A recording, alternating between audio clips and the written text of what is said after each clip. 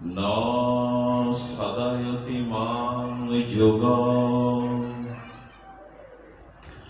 न शङ्खं धर्मो उद्धवो न सद्दाय तपोत्यागो निष्ठपृत्तं न दक्षिणा। কলিপাবন অবতার পরম প্রেম পুরুষোত্তম পরতত্ত্ব সীমা রাধা মাধব বিনীত তনু পরম করুণা বরুণালয় কলিযুগ জীবের একমাত্র আশ্রয় গতি শ্রী শ্রী শচীনন্দন গৌর হরি পতিত উদ্ধারণ পতিত পাবন পতিত তারণ দয়ালিতায় চাঁদের মহানুকম্পায় রাধা মাধবীর অহেতুকী করুণায় বঙ্গবসুন্ধরার মহাপ্রভুর মনোভীষ্ট পূরণকারী সর্বস্বামীর অন্যতম রূপ সনাতনের স্মৃতি বিজড়িত ঠাকুর হরিদাসের আবির্ভাবস্থলী কি যেন দামোদর গাছতলা শ্রীমন্দির অঙ্গনে পরম মাঙ্গলিক সুমঙ্গল ভাগবতীয় অনুষ্ঠানের যে শুভ আয়োজন, এই পরম আয়োজনে পরম মহেন্দ্রক্ষণে অমৃতক্ষণে পাঠের আরম্ভে প্রারম্ভে শুভারম্ভে অস্মাদীয় উপজীব্য মদীয় ও নিত্য লীলা প্রবিষ্ট নিত্য ধামগত শ্রী শ্রী রাধা কুণ্ড মণ্ডলের ভূতপূর্ব মহন্ত মহারাজ রাধা চরণাঙ্কনিষ্ঠাত রাগানুগ ভজনের দিকপাল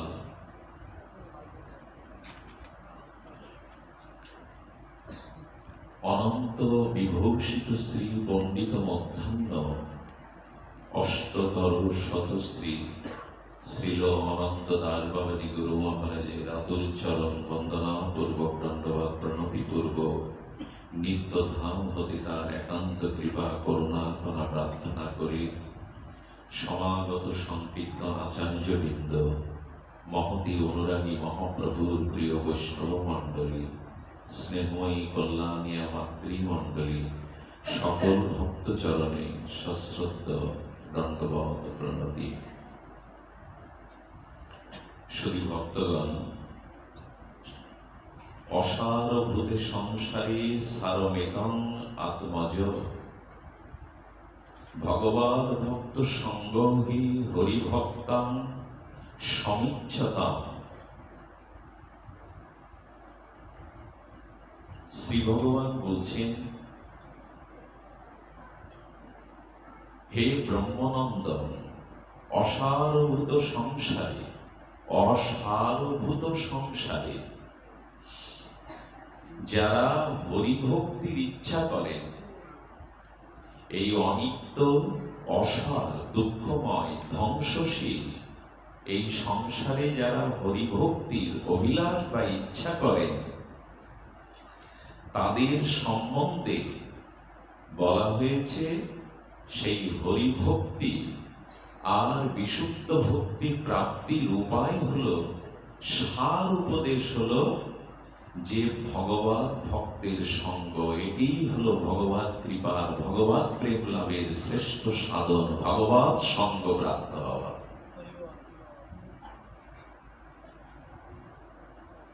ভগবৎ সঙ্গ প্রাপ্ত না হলে ভগবৎ ভক্তির দুয়ার উন্মোচন হবে না। মুখ্য কারণ হলো ভক্ত কৃপা, গৌণ কারণ ভগবানের কৃপা। ভগবৎ কৃপা, ভগবৎ ভক্তি, বিশুদ্ধা কেবলা নির্মলা ভক্তি, এটি ভগবান মুখ্য না, মুখ্য হলো ভগবানের বিশুদ্ধ ভজনানন্দী নির্মলসায় ভক্ত সঙ্গই হলো মুখ্য কারণ। আচ্ছা, বিদ্যান এবং বিদ্যামান বহুত অন্তর এই দুটির মধ্যে।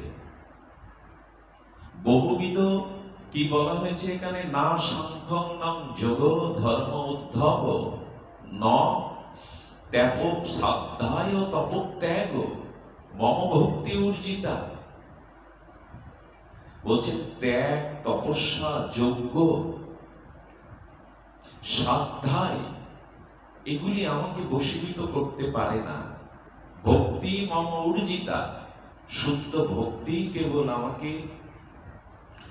আমাকে বশীভূত করতে পারে। অহং ভক্ত পরাধীন, পরাধীন করতে পারে ভক্ত। ভক্তি বশ পুরুষ, আমি একমাত্র ভক্তিতেই বশ। তো সেই ভক্তি ভক্ত সঙ্গ ব্যতীত প্রাপ্ত হওয়ার অন্য কোনো উপায় নাই। এটি বিদ্বান হলেও হবে না। আচ্ছা, রাবণের মাথা কটি?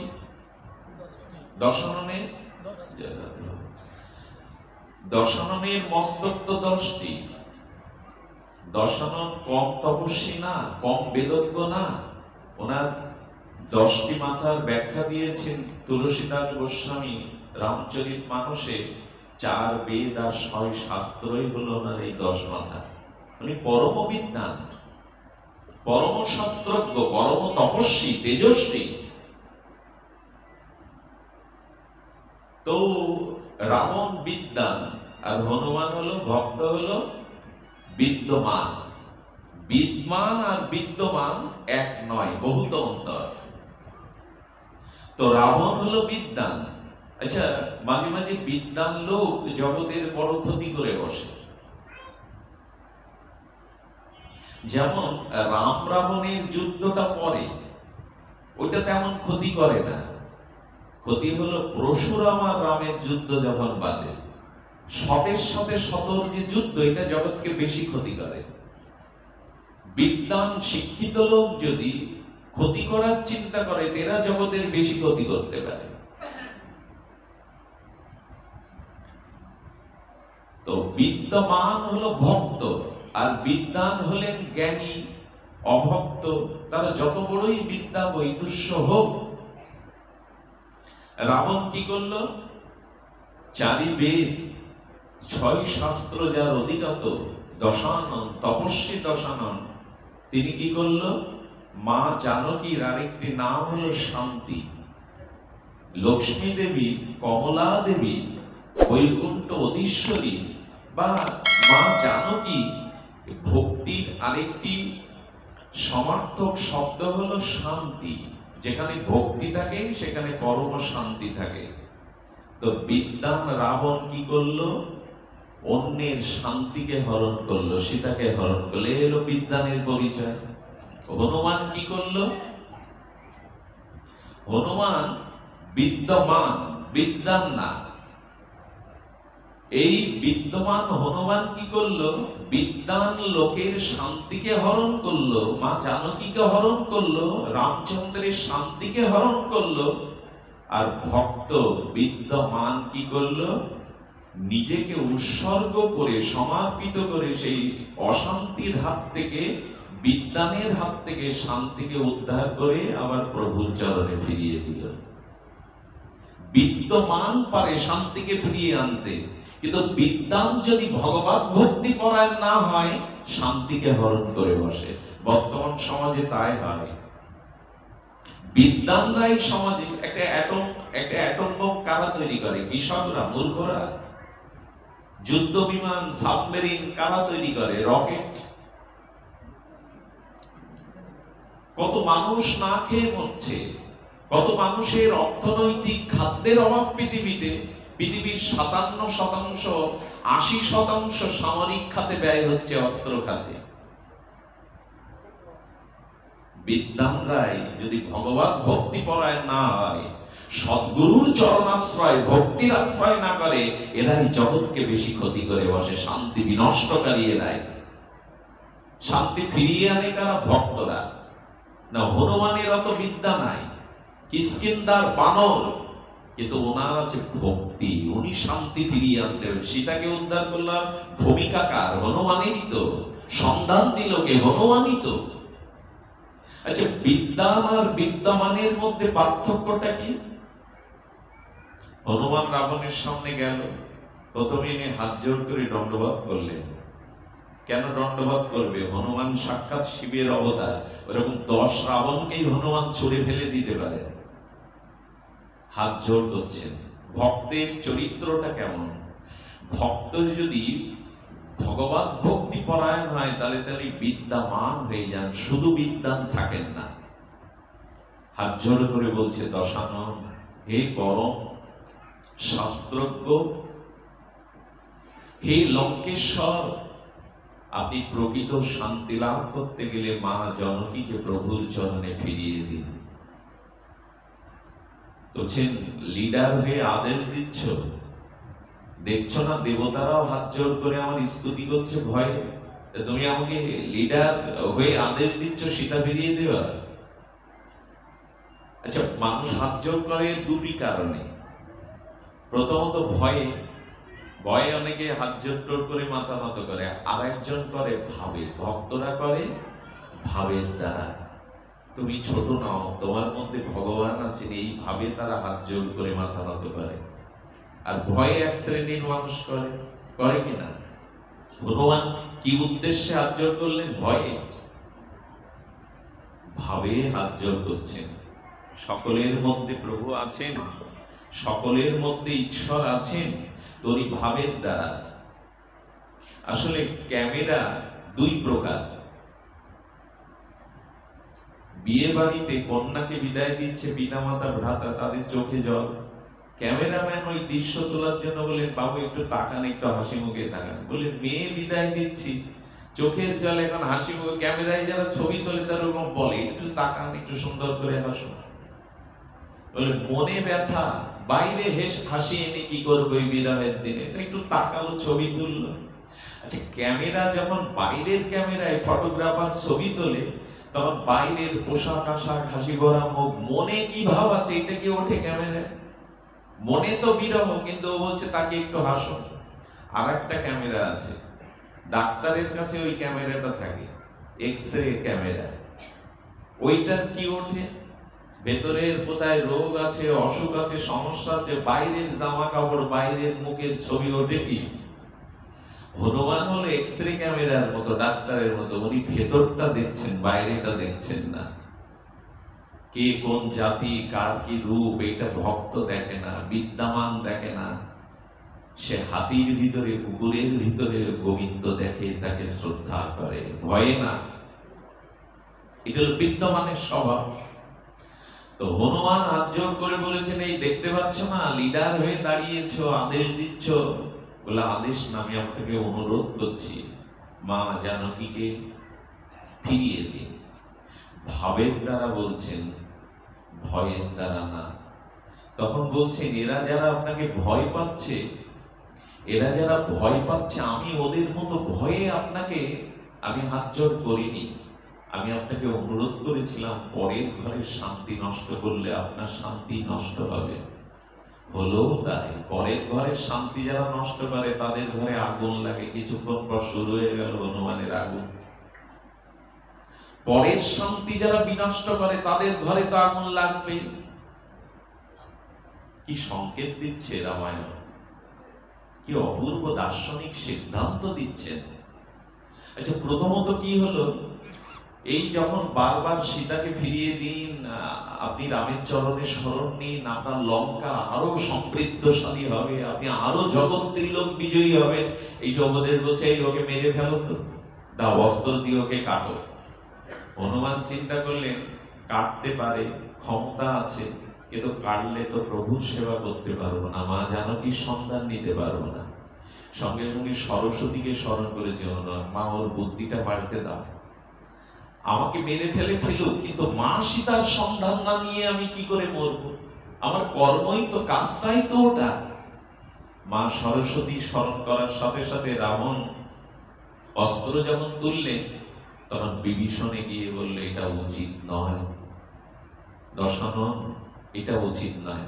এই জন্য যেখানে অন্যায়, যেখানে অপরাধ, কেউ না কথা বললে ভক্ত কথা বলে।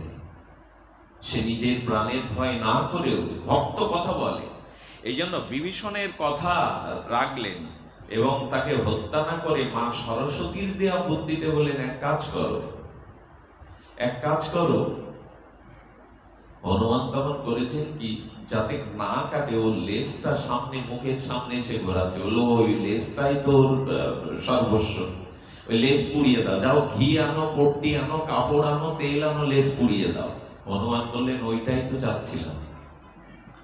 মা সরস্বতী তোমায় ধন্যবাদ, ওর বুদ্ধিটা ঘুরিয়ে দিয়েছ, আমাকে কাটেনি। এখন লেজে যত ওই কাপড় আছে, ঘি আছে, বেঁধে দিল।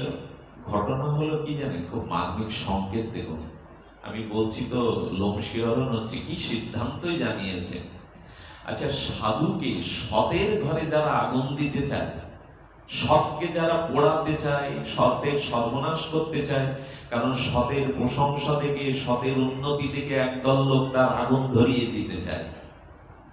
হনুমান তেমন সংকেত দিচ্ছেন, না, পরকে যারা জ্বালাতে চায়, পোড়াতে চায়, পরের উৎকর্ষ, পরের গুণ দেখে তাকে যারা সেই গুণ উৎকর্ষ জ্বালিয়ে দিতে চায়, সংকেত দিচ্ছেন এখানে তারাই চলে। আর যাকে জ্বালানোর চেষ্টা করে সে পড়ে না। হনুমান পড়লো কি আগুনে? ওর একটা লঙ্কা পড়লো কি? পুরো লঙ্কা পুড়ে গেল। যে বললো সতের পেছনে যারা লাগে, সৎকে যারা পুড়িয়ে মারতে চায়, যারা মারতে চায় তারাই পড়ে, যারা আগুন দিতে চায় সেই সৎ কখনো পড়ে না, সতের অস্তিত্ব কখনো নাশ হয় না। আচ্ছা, হনুমান সারা লঙ্কা পোড়ালো, ও পুড়লো না কেন? সীতামা জিজ্ঞেস করলো, তোমার তো একটা লোমও পুড়লো না। বাবা হনুমান, তুমি লঙ্কা পোড়ালে, তোমার একটা লোমও পুড়লো না। বলবে না, পড়েনি কেন? তার আসল কারণ দেখবে মা। বুকটা বেঁধে দিয়ে দেখলেন রঘুপতি রাজ বলোচন মর্যাদা পুরুষোত্তম রামচন্দ্র হনুমানের বুকে। বলছেন, মা আমার লেজ পেছনে আর রাম আগে। যার হৃদয়ে রাম সে পুড়তে পারে না, সে ধ্বংস হতে পারে না। যার হৃদয়ে ভগবান সে পুড়বে কি? কত বড় সংকেত! আমরা পুড়ে মরছি কেন? আমাদের হৃদয়ে ভগবান নাই, অস্তিত্ব নাই, ভগবানের ভজন নাই, ভাব নাই, ভগবানের অস্তিত্ব স্বীকার করি, নিজের দেশ অর্জন তিষ্ঠ। হনুমান বলছেন, মা আগুন লাগেনি তার কারণ যার হৃদয়ে প্রভু বসে আছেন সেখানে আগুন কি করবে? আচ্ছা, পুরো লঙ্কা পুড়লেও একটা ঘর পড়েনি। কার ঘর? কেন পুড়বে না? সমস্ত লঙ্কা পুড়লো, একজনের ঘর পুড়লো না কেন? হনুমান দেখলো যেখানে পাঠা বলি হওয়া উচিত না, এটা অন্যায়, অধর্ম। প্রাণী হত্যা করে, হিংসা করে কোন ধর্ম কলিযুগে হয় না, বৈদিক যুগে ছিল। ওখানে পশু হত্যা করে রুগ্ন পশুর জীবন আবার দিতে পারত, এখন ওইটা সম্ভব না। তো হনুমান বলছে, চাঁদা আসে পাঠা বলির আগে গ্রাম থেকে, আর পাঠাটা বলি দিয়ে ভাগ ভাগ করে যারা চাঁদা দিয়েছে তাদের বাড়ি চাঁদা পাঠায়, মাংসের প্রসাদ পাঠায়। হনুমান যখন আগুন লাগাচ্ছে তখন বলছে, এই বাড়ি থেকে কোনো চাঁদা যায়নি, বিভীষণের বাড়ি থেকে কোনো ঘি পটি যায়নি, এখানে তুলসী আছে, রাম নাম লেখা আছে, এখানে পোড়ানো যাবে না। সংকেত দিচ্ছে কি, যার ঘরে কৃষ্ণ ভজন আছে, ভক্তি আছে, তার ঘর অশান্তিতে পুড়বে না। সমস্ত প্রতিকূলতা এলেও তিনি পুড়ে মরবেন না। তাহলে বিদ্বান আর বিদ্যমান বুঝলাম কিনা? শুধু শাস্ত্র জানলে হবে না, অনেক বড় পণ্ডিত হলে হবে না, যদি ভক্তি না থাকে, বিদ্যমান না হন আপনি, তাহলে কিন্তু রাবণের মতো আপনি রক্ষা পাবেন না। পাবেন কি? পাবেন না। জয়, রক্ষা পাওয়া যাবে না। ঠিক আছে, এই জন্য বলছেন না, ভক্ত সঙ্গই আমাদের মূল লক্ষ্য। ভক্ত সঙ্গ যদি না হয়, তাহলে এমনি করে দশাননের মতো চারিবেদ আর ৬ শাস্ত্র জানলেও তার পতন ঠেকানো যাবে না। আচ্ছা, একটু রামায়ণ দিয়ে যখন শুরু হলো, আরেকটু এগিয়ে যায়। বাবা বাবা আসেন না, পয়সা পরে দিন, পয়সা পরে দিন। কি বলছেন? আচ্ছা, কেহ কেহ বলেন মাঝে মাঝে, দেখো ভগবান আছে কিনা আমি জানি না, তবে আমি তোমাকে বিশ্বাস করি। যাকে কথাটা বলা হয় সে 10 হাত না 100 হাত উপরে উঠে যায়। কেউ কেউ সংকেতে বলে, আমি ভগবান মানি আর না মানি তোমায় মানি, ভগবান আছে কিনা আমি দেখিনি, কিন্তু তোমায় দেখেছি, তোমায় জানি, তুমি আমার কাছে ভগবানের উপরে। যারে বলে সে তো 108 নেচে ওঠে। এ আমাকে কত বিশ্বাস করে, কত শ্রদ্ধা করে। যেমন দ্রোণাচার্য কুরুক্ষেত্রের যুদ্ধে এই কথাটা বলেছিল, কৃষ্ণ যদি বলে অশ্বত্থামা হত আমি বিশ্বাস করব না, যুধিষ্ঠির বললে বিশ্বাস করব। ভগবানের থেকে যুধিষ্ঠিরের প্রতি কেউ কেউ বলে আপনাকে আমি আমি ভগবান দেখিনি কিন্তু আপনাকে দেখেছি, আমি ভগবানকে চিনি না কিন্তু আপনাকে চিনি, আপনি আমার কাছে ভগবানের থেকেও বড়। এই কথাটার থেকে সর্বনাশা কথা আর জগতে নাই। এরকম যদি কেউ আপনাকে বলে 10 হাত না 100 হাত পিছিয়ে যাবে। ভগবানের থেকে বড় বানায়, আর আমাদেরও খুব ভালো লাগে যখন এটা বলে। এই ফ্যানটা বন্ধ করতে বলে, সমস্যা। যখন এই ফ্যানটা কমিটি যারা আছেন একটু বন্ধ করে দিন, এইটাই, আর সবগুলো ভক্তদের জন্য রাখুন। কি বলছেন? বলছেন যে ভগবানের থেকে বলা, যে এই কথাটা কাকে বলা হয়েছিল একটু শুনুন। কইকেয়ী, কি মর্মান্তিক কথা। কইকেয়ী ভরতকে বলছেন, ভরত তোকে রাজসিংহাসনে বসাবো বলে রামকে আমি 14 বছরের বনবাসে পাঠিয়েছি। রামকে আমি বনবাসে পাঠিয়েছি তোকে 14 বছরের জন্য সিংহাসনে বসাবো বলে। ভরত তখন বলছেন, খুব ভালো করেছেন মা, আমার রঘুপতি রামচন্দ্রকে বনবাসে পাঠিয়ে আমার সিংহাসনের ব্যবস্থা করেছেন, খুব ভালো করেছেন। কইকেয়ী তখন বলছেন, আমি রামকে তোর থেকে বেশি ভালোবাসতাম, কিন্তু সিংহাসনের কারণে আমি তোকে, রামকে বনবাসে পাঠিয়ে তোকে এই সিংহাসনে, তুই সিংহাসনে বস। এখানে আমি আপনাদের বলতে চাইছিলাম, রামচন্দ্র হলো পূর্ণ ব্রহ্ম শাশ্বত ভগবান, আর ভরত হলো ভক্ত। কে বড়, কার মহিমা বড়? ভগবান বলেছেন, উদ্ধব আমার আমার চরণ সেবিকা লক্ষ্মী দেবী আমার যতটা প্রিয় না, আমার ভাই শঙ্কর্ষণ যতটা আমার কাছে প্রিয় না, আমি আমার কাছে যতটা প্রিয় না, আমার কাছে আমার ভক্তই হলো সব থেকে প্রিয়। শঙ্কর্ষণ বলরাম অত প্রিয় না, লক্ষ্মী দেবী অত প্রিয় না। গোবিন্দ বলতে বলতে বলেছেন, আমি আমার কাছে অত প্রিয় না যতটা আমার কাছে আমার ভক্ত প্রিয়। গোবিন্দ বলে দিয়েছেন, আমার হৃদয়টা বিনিময় হয়ে গেছে, মালা বদল হয়ে গেছে। আমার হৃদয়টা আমি সাধুকে দিয়েছি, আর সাধুর হৃদয়টা বিনিময় করে আমি নিয়েছি। তার মানে ভগবানের হৃদয়টা আছে সাধুর কাছে, আর ভক্তের হৃদয় আছে বিনিময় হয়ে গেছে, মালা বদল হয়ে গেছে। এখানে আমি বলরামকে, শঙ্কর্ষণকে যতটা ভালো না বাসি, লক্ষ্মী দেবীকে যতটা ভালো না বাসি, আমি আমাকে যতটা ভালো না বাসি, ততটা ভালোবাসি ভক্তকে। এবং সহজ কথা সকলেই জানেন, আমার থেকে আমার ভক্ত বড়। এখানে ভরত হলো ভক্ত, আর রাম হলেন ভগবান। ভরত তখন কইকেয়ীকে বলছে, মা খুব ভালো ব্যবস্থা করেছেন, আমার রাজীব লোচন প্রভুর চরণ বঞ্চিত করে আপনি আমাকে রাজত্ব দিতে চেয়েছেন। তবে শুনুন, আমাকে আপনি জগতে নিকৃষ্ট করলেন, জগতে পাপী করলেন, স্খলিত করলেন, প্রভুর চরণ ছাড়া করলেন, আপনার মুখ দর্শনও উচিত নয়। আচ্ছা, ভরতের মতো ভক্ত মাকে তিরস্কার করবে কেন? মা যতই অন্যায় করুক, মাকে তিরস্কার করবে কেন? ভরত মনে মনে বলছেন, মা ক্ষমা করো, তোমাকে বড় কথা বলবার অধিকারী আমি নই, তবু আমি ক্রোধটা তোমার উপরে প্রকাশ করছি এই কারণে, যখন ক্রোধ করছে তোমার মুখ দেখবো না, তুমি রাক্ষসী, তুমি এটা উচিত করনি। তখন কইকেয়ীর চোখে জল। বলছেন, যাকে রাজত্ব দিলাম সে আমাকে রাক্ষসী বলছে, মুখ দেখবে না বলছে, আর যাকে বনবাসে পাঠালাম সে গর্ভধারিণী মায়ের আগে আমার চরণে আগে প্রণাম করতে এসেছিল, আমার আশীর্বাদ আগে নিতেছিল। আমার মনে হয় ভরতের থেকে আমার রাম অনেক ভালো। ভরত একটু পেছন ফিরে বললেন, মা আমি রাগটা করছি, তিরস্কারটা করছি এই কারণে আমার দিকে তোমার দৃষ্টি না এসে যেন রামের দিকেই তোমার দৃষ্টি যায়, ভগবানের দিকেই তোমার দৃষ্টি যায়। অনেকেই ব্যাখ্যা করে ভরত তো মাকে খুব কটু কথা বলেছেন, রাক্ষসী বলেছেন, এটা তার মনের উদ্দেশ্য না, ভক্ত এরকম হতে পারে না। ভাগবতের কি ভাগবতের এক একটা বিষয়ের 7-8টা অর্থ, বহু অর্থ। তার মধ্যে একটা তাৎপর্য হলো ভক্ত যখন কারো প্রতি ক্রোধ করে জানবেন তার কোনো মঙ্গল হয়েছে।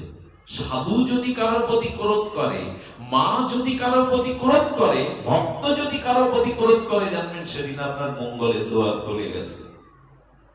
এটা বিষয়ী লোক ক্রোধ করলে সর্বনাশ হয়। ভক্ত মহাত্মা শ্রী গুরুদেব যদি কারো উপর রাগে, জানবেন একটা করুণা পাওয়ার দুয়ার উন্মুক্ত হয়ে গেছে তার জন্য। ভরত বলছে, মা তোমাকে বড় কথা বললাম এই কারণে আমার দিকে না, তোমার দৃষ্টি যেন, তোমার ভক্তি যেন প্রভুর চরণে থাকে। আচ্ছা, ভরত তখন বলছেন, মা কাজটা ঠিক হলো কি করে? বলছেন, কেন ঠিক হলো না? তখন উনি বলছেন, আচ্ছা কোন বৃক্ষের মূল শিকড়কে কেটে দিয়ে, মূল শিকড় কেটে দিয়ে, বৃক্ষের মূল শিকড় তো মাটির নিচে, উপরে যে ফল ফুলগুলো, পত্র পত্তকগুলো আছে, ওরা বাঁচবে তো? ওরা বাঁচবে। তেমন ভক্ত বলছেন, কেউ যদি ভগবানের থেকে তোমায় বড় করতে চায়, আমাদেরও অনেকেই বলে তো সাধু বড়, ভগবানের থেকে ভক্ত বড়, ইত্যাদি ইত্যাদি, তা আপনি মেনে নেবেন নাকি? তাই যদি মানেন তাহলে সর্বনাশ কিন্তু ওইখানেই ডুবে গেল। আমি বড়। অনেক গুরুদেব বাড়ি এসে বলে কি, গুরু আর কৃষ্ণ অভেদ। অনেক শ্রী গুরুদেব বাড়ি আসেন, এসে বলেন গুরু আর কৃষ্ণ অভেদ, দাও ফুল জল তুলসী পাতা আমার চরণে দাও, হয়ে গেল। উনি নিজে, হ্যাঁ গুরু কৃষ্ণ অভেদ, এটা শাস্ত্র বলেছে, ভেদ অভেদ তত্ত্ব ওখানে আছে। গুরুদেবের চরণে অভিন্ন কৃষ্ণ ভগবত তত্ত্ব হলেও গুরুদেবের চরণে তুলসী গঙ্গা জল দেওয়া যাবে না, কারণ শ্রী গুরুদেব গ্রহণ করেন ভগবানের প্রসাদী বস্তু, অন্য কিছু তা প্রসাদ কি পায়ে দেবে? হরির চরণস্থতা গঙ্গা, সে তো মাথায় দেবে। গুরুদেবের মস্তকে তুলসী শোয়ানো যায়, প্রসাদী তুলসী গঙ্গা জল, কিন্তু চরণে। অনেকেই আছেন বৃদ্ধ পিতামাতা আছে, গুরুদেব একবারও বললো না যাও আমার চরণ অভিষেক করেছে, কিন্তু পিতামাতার চরণটা অভিষেক করো, এরকম বলে দেয় না, পা বাড়িয়ে দিল। তা আপনি যদি ওরকম ভেবে বসেন আমি আর কৃষ্ণ সমান, তুলসী পাতা গঙ্গা জল আমার চরণে দাও, তাহলে হয়ে গেল। তা আপনাকে বড় করছে মানে কি আপনি বড় ভাববেন? ভাবা উচিত যে আমি বড়, ভগবানের থেকে বড়। ভরত তার দৃষ্টান্ত দিচ্ছে। ভরত বলছে, বৃক্ষের মূল শিকড় মাটির নিচে থাকে আর উপরে ফল ফুল থাকে, তো উপরে জল দিয়ে লাভ কি মূল শিকড় কেটে? লাভ আছে? তার মানে বলতে চাইছেন ভক্ত ফুল ফল ঠিকই, কিন্তু মূল শিকড় ভগবান, ভগবানের জন্যই তো ভক্ত উপরে। আচ্ছা, মাছকে যদি বলা হয় জল, এত জল, শাওলা ফুল ইত্যাদি, আমরা জল শাওলা গুলো তুলে ফেলে দিই, তুমি নদীতে একা থাকো, থাকতে পারবে মাছ? মাছ কি বলবে? আমার প্রাণ, আমার অস্তিত্বই হলো জল। ভক্ত কি বলবে? অন্যে বলবে ভগবানের থেকে ভক্ত বড়। ভক্ত কি ভাববে? ভক্ত ভাববে আমি মাছের মতো, কিন্তু ভগবান তো জলের মতো, জল ছাড়া তো আমি বাঁচবো না, জল ছাড়া তো আমার অস্তিত্ব নাই। বোঝা গেল? তার মানে কেউ আপনাকে ভক্ত বলে, শ্রী গুরুদেব বলে, ভগবান থেকে বড় এরকম কেউ বললে খুশি হওয়ার নাই। খুশি কখনো হবেন না যে আমি ভগবান জানি না, তোমায় জানি, ভগবানের থেকে তোমায় বিশ্বাস করি না, এইটা করবেন না। জয় রাধে। খোকন দাস সেবনে পরম ভক্ত প্রভা বসুন। জয় রাধে। কি হলো? তো ভরত তখন বলছেন, মা এটা ঠিক করোনি, এটি ঠিক নয়। আচ্ছা লক্ষ্য করুন, ভক্ত ভগবানকে বড় ভাববে কি করে? হনুমান সীতামার সন্ধান নিতে গিয়ে প্রথমে কি করেছে? অশ্বত্থ বৃক্ষের শাখার পাতার আড়ালে লুকিয়ে সীতামাকে দেখছে। একজন হনুমানকে প্রশ্ন করলো, মা সীতা হলো বৃক্ষের তলায় আর তুমি? এই তো তুমি নিজেকে বড় করলে ভক্ত। মা সীতা বসে আছে কি অশোক বৃক্ষের তলে তো, আর হনুমান বসেছে কোথায়? উপরে ডালে। হনুমান তুমি মা সীতা ভক্তি দেবী নিচে, আর তুমি উপরে কেন? হনুমান বলছেন না, বসেছি তার কারণ আছে, এবং আমি খুব ভেবে চিন্তেই উপরে বসেছি। বলল কেন? তো বললেন আচ্ছা ফুল, এই যে গাছের ফুলগুলো, প্রস্ফুটিত ফুলগুলো, এই ফুলগুলোর অস্তিত্ব কোথায়? ডালে, শাখায়, পাতায়। এই ফুল ফলগুলোর অস্তিত্ব তো গোড়ায়। বোঝা গেল কথাটি? বলছে ভক্তি দেবী থাকে মূলে, আর ভক্তি দেবীর মূলে যদি থাকে তাহলে উপরে আমার মতো ফুল ফল অনেক হবে। নিচে যদি মূল শিকড়, বৃক্ষের মূল না থাকে তো উপরে ফুল ফল হবে কোথা থেকে? কি উত্তর দিলেন হনুমান! অর্থাৎ জানকী দেবী ভক্তি দেবী আছে গোড়ায়, সেই ভক্তির কারণেই তো আমার মতো ফুল দুই একটা ফুটে রয়েছে। যদি মূল গোড়া না থাকতো তাহলে উপরে ফল ফুল কি দৃষ্টান্ত হনুমানের। বলেন আমি উপরে আছি এই জন্য ফুল তো উপরে থাকবে, কিন্তু গাছের মূল ভক্তিই তো মূল, ভক্তিই তো নিচে থাকবে, ফুল ফল পাতা তো উপরে থাকবে। হনুমান কি করেছেন? হনুমান দেখছেন রাবণ শাসিয়ে গেল, মা জানকীর চোখ দিয়ে দরদর করে অশ্রু বইছে। একটা খুব ভালো সংকেত এখানে আছে। সংকেতটা হনুমান বলছে মা জানকী বড় ব্যথাতুর, প্রভুর বিরহণে, রাবণের অত্যাচারে, অশোক কাননে মা জানকীর চোখ দিয়ে যখন অশ্রুবিন্দু লুটিয়ে পড়ছে, তখন হনুমান বলছেন আমার কি করার আছে? আছে। এই জগৎ জীবের চোখের জল মোছাতে গেলে, ব্যথা মোছাতে গেলে একটাই কেবল উপায়, তাহলে প্রভুর কথা, হরি কথা তাকে শোনাতে হবে, ভগবানের মহিমা তাকে শোনাতে হবে। তব কথামৃতম তত্ত্ব জীবনাম। এই অসার সংসারে আর কর্মফলের নিষ্পেষিত প্রারব্ধে আমাদের জীবনে যে দুঃখ, বেদনা, অশান্তির অনল চলছে, সেই অশান্তির অনল বেদনা মোছানোর একমাত্র উপায় হরি কথা ভক্ত মুখে শ্রবণ করা। মা জানকী ইতিপূর্বে হনুমানকে দেখেনি, আর হনুমান কি করেছেন? হনুমান অশোক পত্রের আচ্ছা, হনুমান মার সামনে এসে কথা বললে কি দোষ ছিল? হনুমান মা জানকীর সামনে এসে হরি কথা বলতে পারত, পত্রের আড়ালে বসে বলছেন কেন? এই দেখুন কি সংকেত বলেছেন। যিনি ভাগবত কথা প্রচার করবেন, যিনি ভক্ত, ভগবানের নাম রূপ লীলা প্রচার করবেন, তার কি হতে হবে জানেন? সেই প্রচারকের, ভক্তের অনুভব হতে হবে এই, আমি ভগবানকে যেন প্রচার করি, নিজেকে যেন আড়ালে রাখি, আমার প্রচার যেন না হয়। কত বড় সংকেত! যিনি ভগবানের নাম রূপ লীলা প্রচার করবেন তিনি যেন আড়ালেই থাকেন, যাকে প্রচার করবেন সেই ভগবানকেই যেন সম্মুখে আনেন, নিজেকে যেন নিজের প্রচার না করে বসেন। আগেকার দিনে এটাই হতো। আমার জীবন দিয়ে যদি আমি একটু ভগবানকে প্রতিষ্ঠা করতে পারি, জনমানুষের হৃদয়ে ভগবানকে প্রচার করতে পারি, ঠিক উল্টে গেছে এখন। এখন যিনি ভগবানের প্রচার করছেন তিনি চাচ্ছেন আমার সম্মান, আমার পূজা হোক, ভগবানকে সামনে রেখে নিজের প্রচার। উচিত হলো কি ভগবানকে সামনে এনে নিজেকে আড়াল করা, নিজের যেন না করি প্রচার নিজেরও আপন কাজে, তোমার ইচ্ছা পূর্ণ করো হে আমারও জীবন মাঝে। কে বলেছেন? ঋষি কবি রবীন্দ্রনাথ। নিজেরে করিতে গৌরব দান, নিজেরে কেবলই করি অপমান। ভগবানের প্রচার করতে গিয়ে যদি ঢাক ঢোল পিটিয়ে নিজের প্রচার করো, তাহলে নিজেকে ঠকালে, ভক্তির থেকে অনেক দূরে সরে গেলে। কিন্তু এখন তো তাই। এখন ভগবানের ছবি টবি পেছনে তার খোঁজ নেই, যিনি প্রচার করছেন তাকে নিয়ে মাতামাতি। হনুমান কি সংকেত দিচ্ছেন? আড়ালে থাকো, যাকে প্রচার করতে এসেছো তাকে সামনে আনো, নিজেকে আড়ালে দেখো। আচ্ছা, বিভীষণকে যখন হরি কথা শোনাতে গিয়েছিল হনুমান, কি রূপে গিয়েছিলেন মনে আছে আপনাদের? রামায়ণ তো এখন আমরা সিরিয়ালে দেখি। সিরিয়ালের রামায়ণ আরো ক্ষতি করবে। সে সাগরের রামায়ণ কি যেন রামানন্দ, ওনার রামায়ণটা দেখলে কিছুটা কাজ হবে। এখন যেসব রামায়ণ তৈরি হচ্ছে দেখলে ভক্তি বিঘ্ন হবে।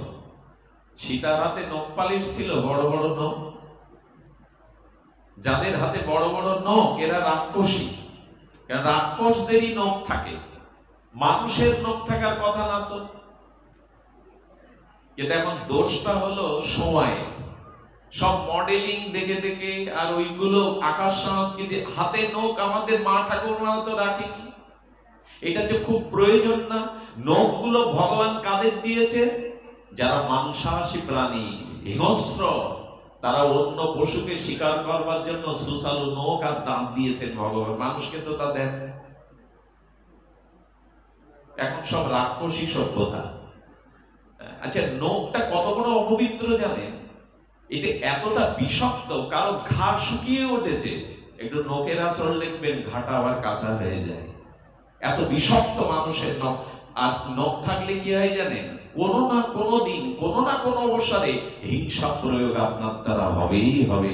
ওটা হিংসার প্রতীক। কোনদিন না কোনদিন আপনার ভেতরে হিংসা প্রয়োগ আসবেই। এজন্য এখন যে সিরিয়ালে রামায়ণ হয়, এটা দেখলে ভক্তি যা আছে আরো উড়ে যাবে। রাধারানীকে বানিয়েছে 30 বছরের যুবতী, আর কৃষ্ণকে বানিয়েছে 35 বছরের যুবক। অথচ রাধা কৃষ্ণ হলো নিত্য কিশোর, নিত্য কিশোরী, 14, 14 বছর, 13 বছরের বাইরে না। দেখানো হয় কি? এজন্য এই যে পশ্চিম বাংলার আমদানি সিরিয়াল গুলো, এগুলো যে জনমানুষে কতটা হচ্ছে এটা বললেও উপায় হচ্ছে না। এটা রিমোট টিপতে হবে সন্ধ্যার পরে। মহাপ্রভু বললেন একটু হরি নামের মালা টেপো, তাতে জন্ম মৃত্যু ঘোরা বন্ধ হবে। ওটা ঘোরাও জন্ম মৃত্যু ঘোরা হবে, কিন্তু রিমোট টিপলে জন্ম মৃত্যু ঘোরা বন্ধ হবে না। রিমোট টিপবো কিন্তু 4 মালা হরি নামের মালা টিপবো না।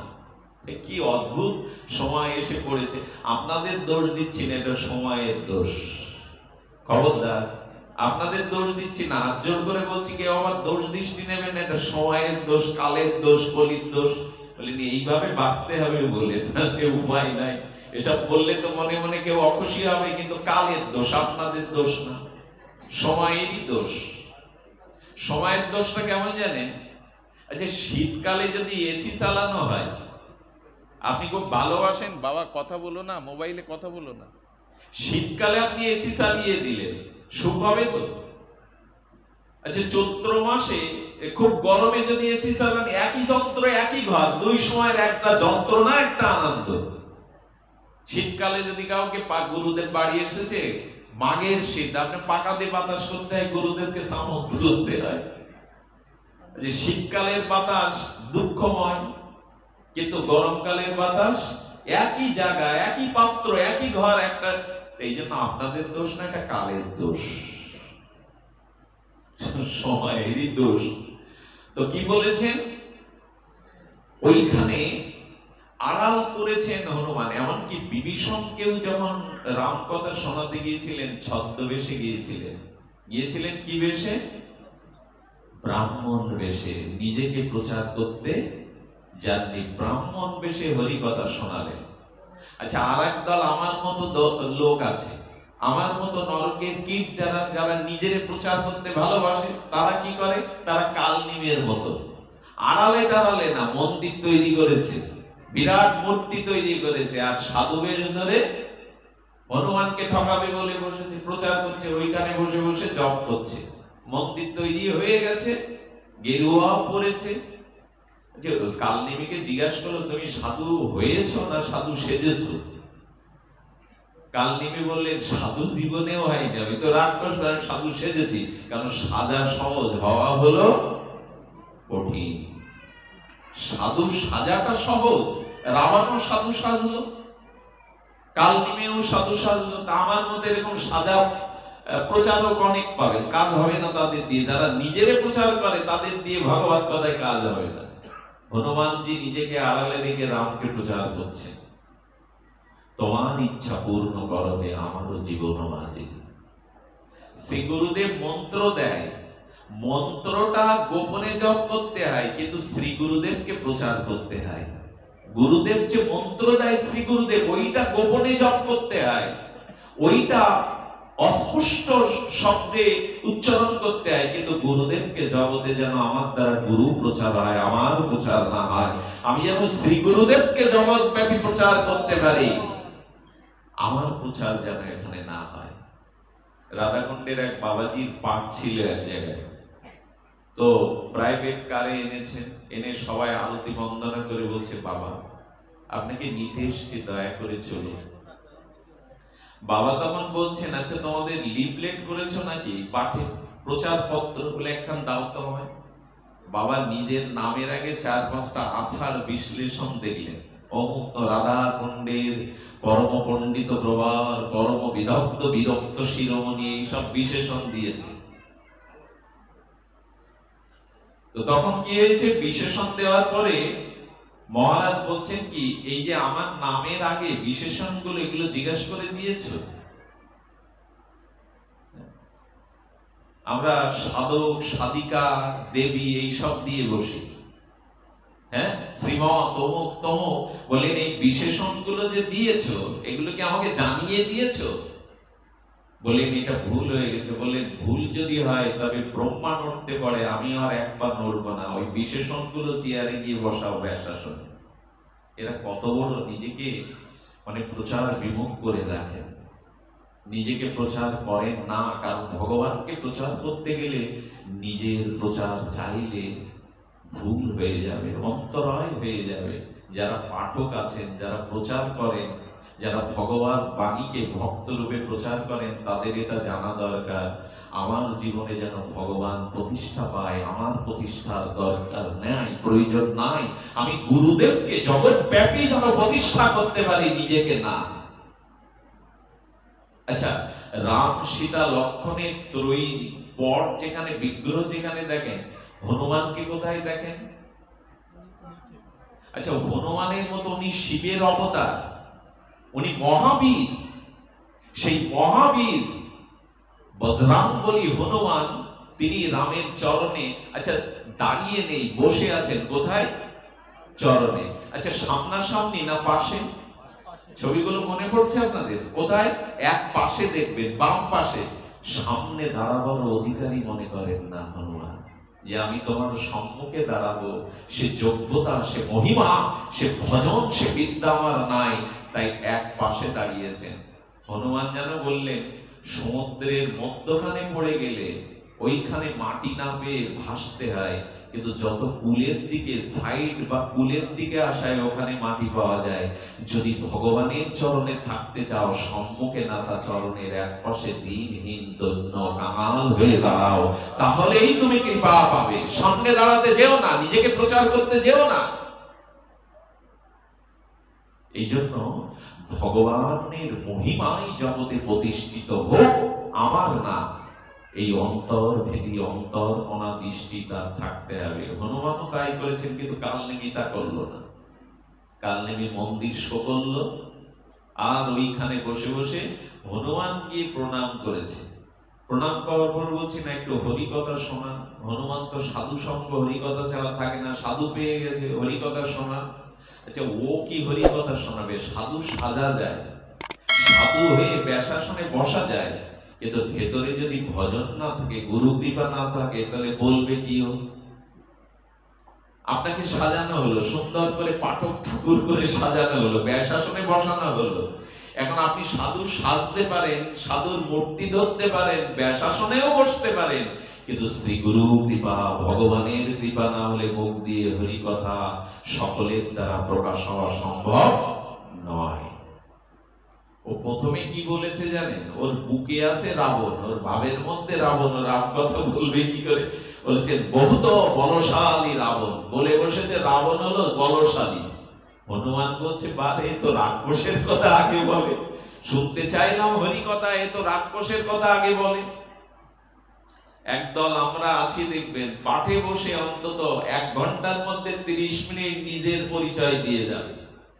এই করেছে, অমুক থেকেছে, অমুক গুরু এই করেছে, আধা ঘন্টা তার কথা, পাঁচালি তার কথা। এই জন্য খুব ভেবেচিন্তে সঙ্গ করতে হবে। যার তার সঙ্গ করলে কিন্তু সংক্রামিত হয়ে যাবে তার ভাবটা। রোগ জীবাণু যেমন একজনের ভেতর থেকে আরেকজনের ভিতরে সংক্রামিত হয়, যে যেমন সঙ্গ করে তার ভিতরে সেই ভাবই সংক্রামিত হয়। এই জন্য সঙ্গ করার আগে 10 বার চিন্তা করতে হবে, হই হুল্লোড় করে দৌড়ালে হবে না। জীব গোস্বামী বলেছেন, সঙ্গ করার আগে 4টে জিনিস তোমাকে জানতে হবে। এই 4টে মহিমা যার মধ্যে আছে তার সঙ্গ করতে হবে, নাহলে বিপরীত হয়ে যাবে। সঙ্গ মানে, সঙ্গ শব্দের অর্থ হলো আসক্তি।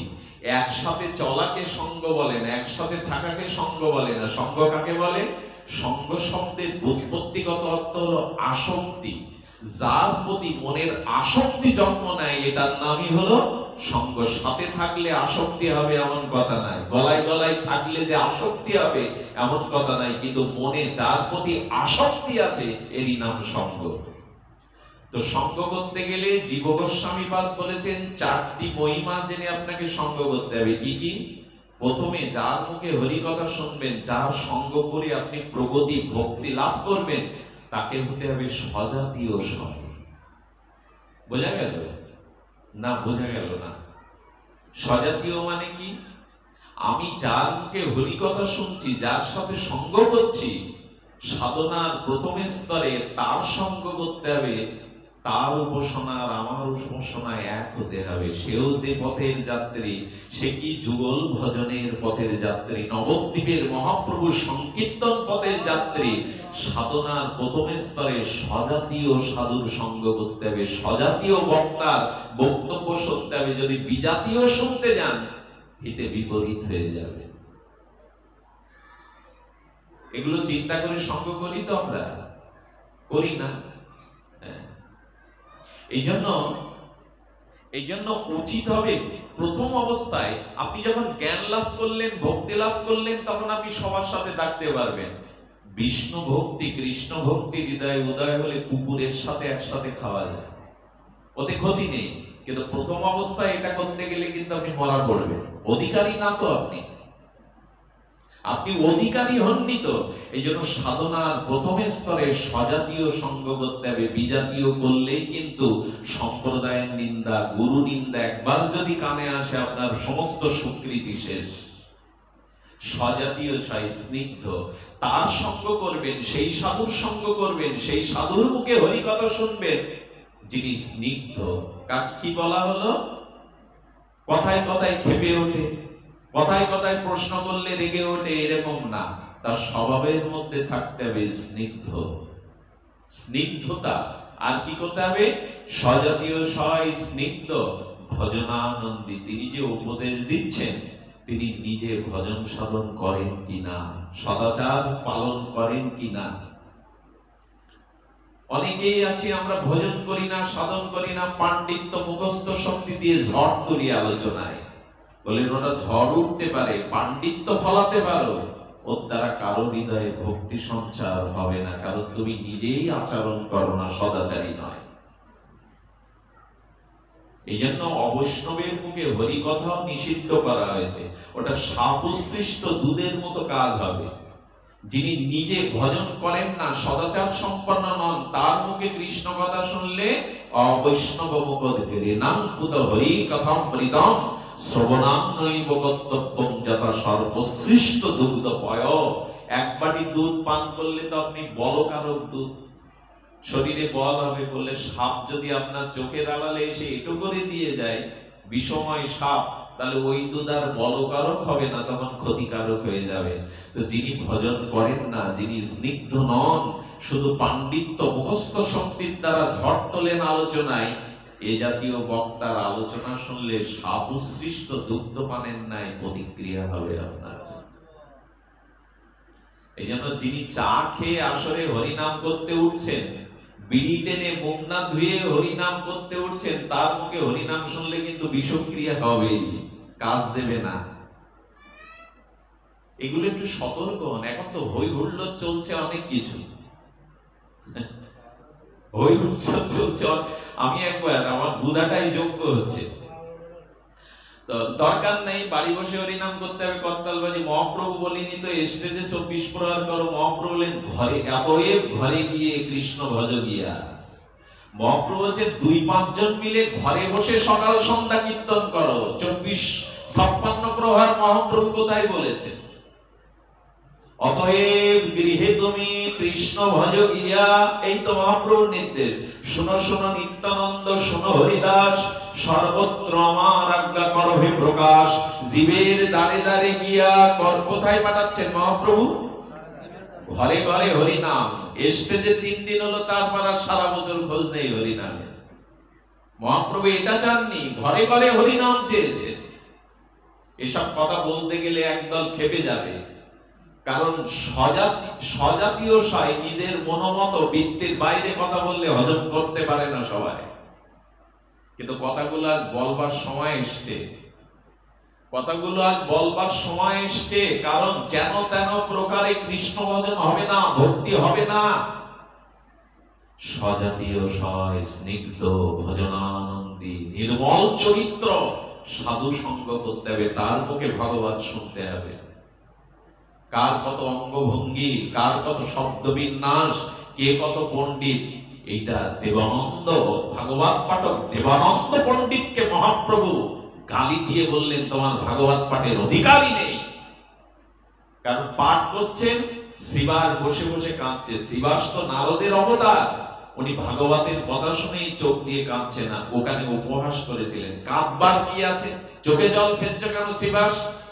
দেবানন্দ পণ্ডিত এই কথা বললে মহাপ্রভু তাকে তিরস্কার করেছিলেন, ভাগবতের অধিকারী তুমি নও, তুমি ভক্তিকে বাদ দিয়ে ভাগবত প্রচার করছো। এই জন্য একটু সাবধান হন। সাবধান আর আমরা হয়েছি। আমাদের হই হুল্লোড়টাই তো এখন 3 দিন নাম যজ্ঞ হলেই হলো। আমি করব কিনা নাম, সারা বছর হরিনাম নেব কিনা ও খোঁজ নেই, 3 দিন হলে হলো।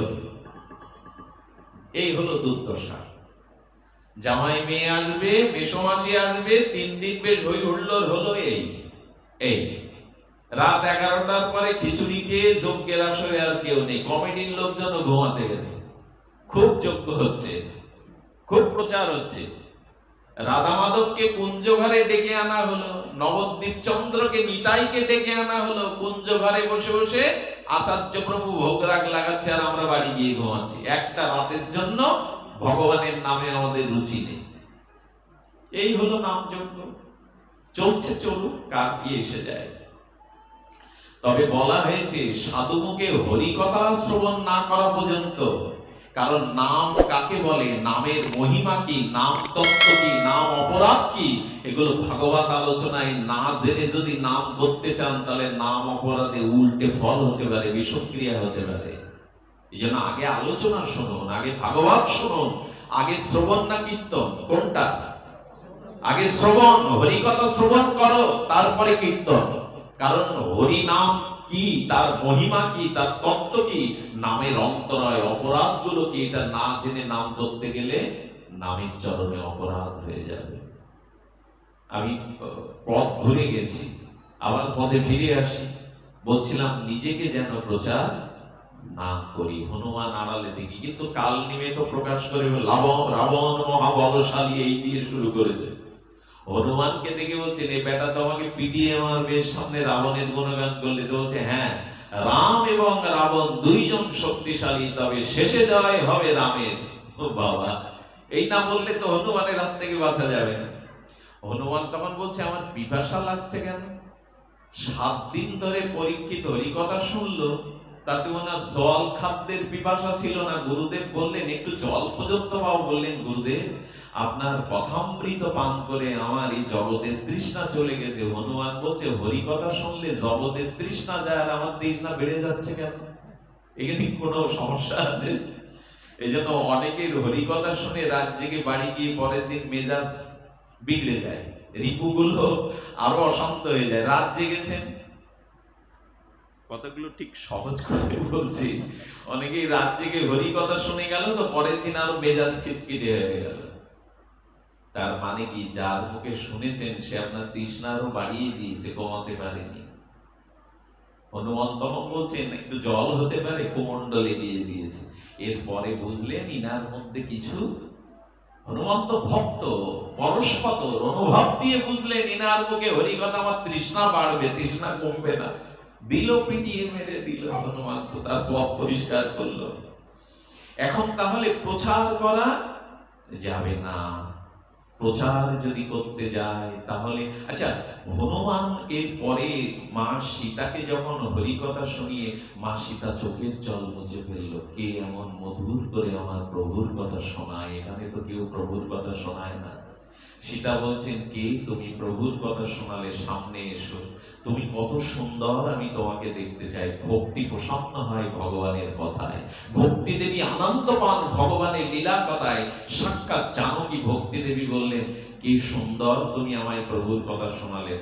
বললেন, মা, যে শুনিয়েছে সে বান্দর, আর হরির কথা সুন্দর, প্রভুর কথা সুন্দর, কিন্তু যে শোনাচ্ছে সে বানর। বললেন, আমি চিনি না, যে এত সুন্দর হরি কথা বলতে পারে সে বানর হতে পারে না, সে সুন্দর। সামনে এসে হনুমান ছোট্ট হয়ে মায়ের সামনে এলো। আচ্ছা, এত ছোট হয়ে এলো কেন? হনুমান তো মহা অমিত বলশালী। 100 যোজন নিজের শরীরে বাড়ালেন যখন পার হলেন সুন্দর। 100 যোজন সম্পাতি বলে দিয়েছিল, 100 যোজন মায়াদেবীর মুখ দিয়ে ঢুকে গেল। 1 যোজন মানে কয় কিলোমিটার? 1 যোজন মানে সম্ভবত 8 কিলোমিটার, এটাই হবে, কি 16 কিলোমিটার, যেটাও হতে পারে। 100 যোজন বাড়িয়ে দিল হনুমান। সেই হনুমান ছোট হয়ে মায়ের সামনে গেছে। হনুমানকে বলছেন, বাবা, এত ছোট হয়ে তুমি কেন? সব বানরগুলো কি এরকম ছোট? তো যদি তোমার সেনারা এত ছোট হয় তাহলে আমার উদ্ধার আর হয়েছে। হনুমান তখন 100 যোজন শরীরটাকে বাড়িয়ে দিলেন। মা সীতা অবাক বিস্ময়ে দেখছেন, এ তো মহাবীর বলশালী। বললেন, বাবা, তো এত ছোট হয়ে আমার সামনে এসছো কেন? তখন বললেন, মা, এই দেখুন কি সিদ্ধান্ত। বললেন, মা, ভক্তির কাছে যেতে গেলে ছোট হয়ে যেতে হয়, বড় হয়ে গেলে ভক্তির কৃপা পাওয়া যায় না। ভগবানের কাছে, ভক্তির কাছে যেতে গেলে নিজেকে ছোট করে যেতে হয়। আরেকটা জিনিস বলেছিলেন, বড় মার্মিক কথা, মা, সন্তান তো মায়ের কাছে কখনো বড় হয় না। এই হলো বিদ্যানের কথা, বিদ্যমানের কথা, এই হলো বিদ্যমানের কথা। কিন্তু রাবণ মাথা নত করল না। সেই ভরত আজ কি বলল? ভরত বশিষ্ঠ দেবের কথায়, কৌশল্যার কথায় সিংহাসনে বসেছিল? বসেনি। আচ্ছা, গুরুদেব বশিষ্ঠ বলছেন, ভরত, তোমাকে যদি আমি জোর করে সিংহাসনে বসে, আমি তোমার গুরুদেব? ভরত তখন হাত জোর করে বলছেন, শ্রী গুরুদেব, আপনি জোর করে আমাকে বসাতে পারেন, কিন্তু ধরিত্রী রসাতলে চলে যাবে আমাকে সিংহাসনে বসালে।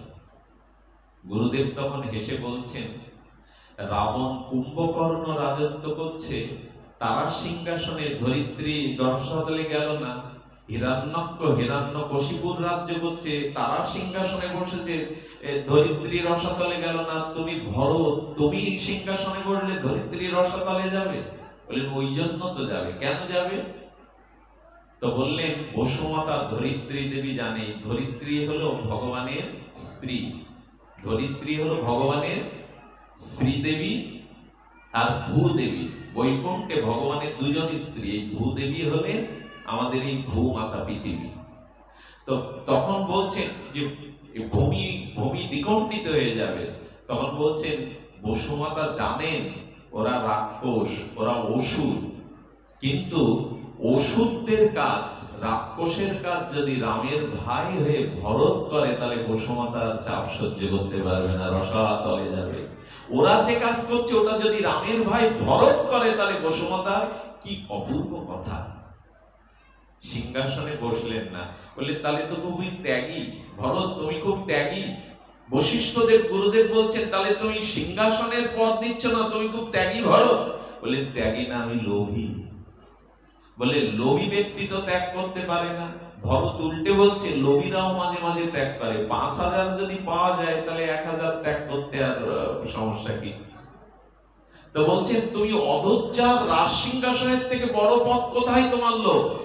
বলে, এটা তো একটা পদ, আর আমার রঘুপতি রামচন্দ্রের 2টি পদ। আমি ওই 2 পদের লোভে এই রাজ্য পদ ত্যাগ করলাম।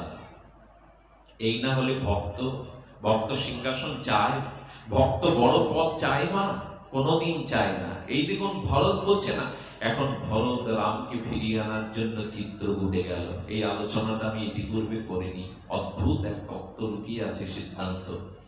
ভরত যখন যাচ্ছেন তখন কিভাবে যাচ্ছেন? সুমন্ত, সারথি আর অনেক কিছু সাজোয়া রথ টথ সাজিয়ে ভরত বললেন, তোমরা আগে চলো রথে উঠে, আমি পেছনে যাব। এই যেমন ভক্ত কি বলছেন দেখুন, ভক্ত ভক্তিকে প্রদর্শন করেন না, দর্শন করেন। দর্শন করেন কি? আমার রঘুপতি রামচন্দ্র আমার কারণে এই পথে খালি পায়ে তিনি বনের দিকে গেছেন, আমি রথে উঠে তাকে ফিরিয়ে আনবো, এটা ধৃষ্টতা, এটা অপরাধ। ভক্ত কখনো ভক্তি প্রদর্শন করে না, প্রচার করে না। রথগুলো আগে দিয়ে, সমান্তদের সেনাদের আগে দিয়ে ভরত পেছনে নগ্ন পায়ে খালি পায়ে চলেছে। কেন জানেন? তোমাকে যে ব্যথা দিয়েছি, খালি পায়ে তুমি বনে গেছো, সেই ব্যথাটা আমার আসুক। খালি পায়ে যেতে যেতে কাটা ফুটে গেল, ঝিল ফুটে গিয়ে ভরতের পায়ের চামড়াটা কোমল, রাজনন্দন ভরত, তার কোমল চামড়াটা কি হলো? রক্ত লালা বেরোতে লাগলো। ভরত একবারও ইস করলো না, ওখানে তাকালো না। কেন জানেন? ভরত হেঁটে চলেছে, তার পায়ে কাটা, ঝিল, কাকর ফুটে রক্তাক্ত হচ্ছে, তবু নিজের পায়ের দিকে তাকালো না। কেন জানেন? ব্যথাটা লাগছে ভরতের, কিন্তু ভরতের ব্যথা ফুটে উঠেছে রামের চরণ চিন্তায়। প্রভু, যেতে গিয়ে তোমার পায়েও তো এমন বেজেছিল, এমন ব্যথা তো তোমার পায়েও লেগেছিল। প্রভুর পদের চিন্তা করতে গিয়ে নিজের ব্যথাটা, এই হলো ভক্ত। এই না হলে সে শ্রেষ্ঠ। এই না হলে ভগবান বলবেন যে ওর হৃদয় আমি নিয়েছি, আর আমার হৃদয়টা আমি সাধুকে দিয়েছি, ভক্তকে। এই তো হৃদয়ের বিনিময় হয়ে গেল, মানে নিজের পায়ের ব্যথাটা নিজে চিন্তা না করে রামচন্দ্রের চরণে চিন্তা করছে। আর ভরত চোখের জলে ভাবছেন, কত ব্যথা দিয়েছি তোমার পায়ে, কত ব্যথা দিয়েছি তোমার চরণে। এই ভেবে যখন চিত্রকূটে প্রভু রামের দেখা পেলেন, সেই কথাটি একবার মন দিয়ে শুনুন। অভিনব, শুধু বিচিত্র বৈচিত্র্যময় নয়, ভক্ত হৃদয়কে, অনন্ত জন্মের গ্লানিকে শীতল করে দিতে পারে এই তত্ত্ব। ভরত রঘুপতি রামচন্দ্রের চরণে কি প্রণত হয়ে বললেন, আমার পাপে আপনাকে বনবাসে আসতে হলো প্রভু। আমি পাপী, আমার মুখ দেখা উচিত না জগতে, আমার মুখ আপনার সামনে আসা উচিত নয়, আমার পাপে আজ আপনাকে বনবাসে দিল। রাম স্মিত হাসলেন, রাজীব লোচন রঘুপতি রাম। আচ্ছা ভরত, আমি বনবাসে আসার পরে ঋষিমুনিদের কাছে গিয়েছিলাম, অগস্ত্য, পুলস্ত্য, ভৃগু, এদের তপবনে ঋষিদের সঙ্গ পেলাম। আমি ঋষিদের প্রশ্ন করেছিলাম, ঋষিবর, আমার এত বড় সৌভাগ্য কি করে হলো আপনাদের মতো ঋষিমুনির কাছে সঙ্গ করার, হরিকথা শোনা? তখন ঋষিরা বলেছিল যে বহু বহু পেছনের পুণ্য সঞ্চয় থাকলে, সুকৃতি সঞ্চয় থাকলে, সেই সুকৃতি সৌভাগ্য কারণে মানুষ সাধু সঙ্গ পায়, হরিকথা শুনতে পায়। আচ্ছা ভরত, তুমি বলছো তোমার পাপে আমি বনে এসেছি, আর সাধুরা বলছে অনেক কিছু পূর্ণের কারণে হে রাম তুমি মুনি ঋষিদের কাছে হরিকথা সঙ্গ পেয়েছো। এখন কোনটা ঠিক বলো ভরত? আরে ভক্ত ভগবানের কথার মধ্যে কি রস!